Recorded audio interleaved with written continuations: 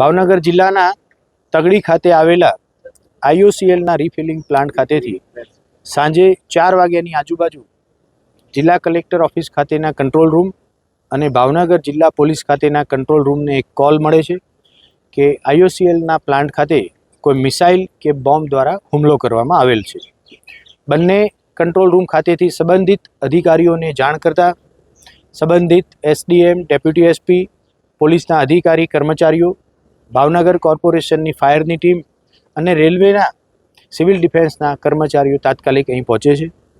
ત્યાં સુધી IOCLની પોતાની જે સુરક્ષાની ટીમ છે એણે બચાવની કામગીરી શરૂ કરી દીધી હતી. સમગ્ર વિસ્તાર કોર્ડન કરી BDDSની ટીમ દ્વારા ચેકિંગ હાથ ધરવામાં આવ્યું. કયા પ્રકારના એક્સપ્લોઝિવનો આ એટેકમાં ઉપયોગ થયો છે તે વિશે ઇન્વેસ્ટિગેશન ચાલુ છે.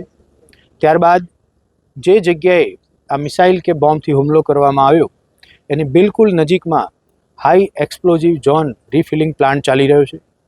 IOCLના અધિકારીઓની સાથે સ્થાનિક પોલીસના બોમ્બ ડિસ્પોઝલ સ્ક્વોડ અને QRTના અધિકારી કર્મચારી સાથે રાખી સમગ્ર વિસ્તારને સ્ટરાઇલ કરવામાં આવ્યો છે. તમામ એજન્સી દ્વારા ગ્રીન સિગ્નલ મળતા થોડીક જ વારમાં IOCLનો આ તગડી ખાતેનો રિફિલિંગ પ્લાન્ટ પૂર્વવત શરૂ કરી દેવામાં આવશે.